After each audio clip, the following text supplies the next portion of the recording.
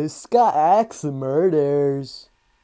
The Villisca Axe murders occurred between the evening of June 9th, 1912, and the early morning of June 10th, 1912, in the town of Villisca in southwestern Iowa. The 6 members of the Moore family and the 2 house guests were found bludgeoned in the Moore residence.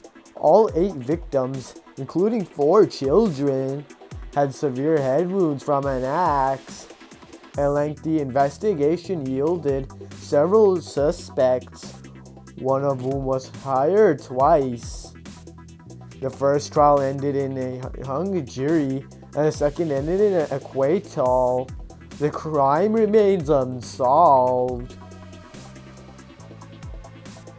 The Moore family consisted of parents Josiah B., aged 43, Sahara Ni Montgomery, aged 39, and the 4 children, Herman Montgomery, 11, Mary Catherine, 10, Arthur Boyd, 11, and Paul Vernon, 5. An affluent family, the Moores were well known and well liked in their community. On June 10, 1912, Mary Catherine Moore invited Anna May, 8, and Lena Gertrude Stillinger, 12, to spend the night at the Moore residence. That evening, the visiting girls and the Moore family attended the Presbyterian Church, where they participated in the Children's Day program, which Sarah Moore had coordinated. After the program ended at 9:30 p.m., the Moores and the Sterlinger sisters walked to the Moores' house, arriving between 9:45 and 10 p.m. At 7 a.m. the next day, Mary Peckham, the Moores' neighbor, became concerned after she noticed that the Moore family did not come out to do their morning chores. Peckham knocked on the Moores' door. When nobody answered, she tried to open the door and discovered that it was locked. Peckham let the Moores' chickens out and called Ross Moore, Josiah Moore's brother, like Peckham, who received no response when he knocked on the door and shouted. He unlocked the front door with his copy of the house key. While Peckham stood on the porch, Moore went into the parlor and found the guest bedroom door, where he found Anna and Lennon Sterling's body on the bed. Moore immediately told Peckham to call Hank Horton, Villisca's primary peace officer, who arrived shortly thereafter. Horton's search of the house revealed that the entire Moore family and the 2 Stringler girls had been bludgeoned to death.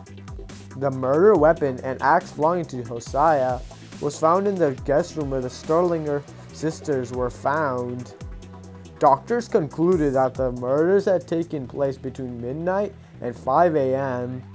2 spent cigarettes in the attic suggested that the killer or killers patiently waited in the attic until the Moore family and the Sterlinger guests were asleep. The killers began in the master bedroom, where Josiah and Sarah Moore were sleeping. Josiah received more blows from the axe than any other victim. His face was cut to such an extent that his eyes were missing.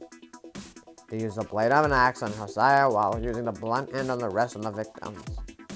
They proceeded into the children's room and bludgeoned Hermine, Catherine, Arthur, and Paul in the head in the same manner as their parents.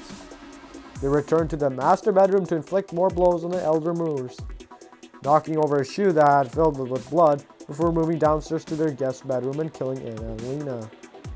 Investigators believe that all of the victims except Lana Sterlinger had been asleep when murdered.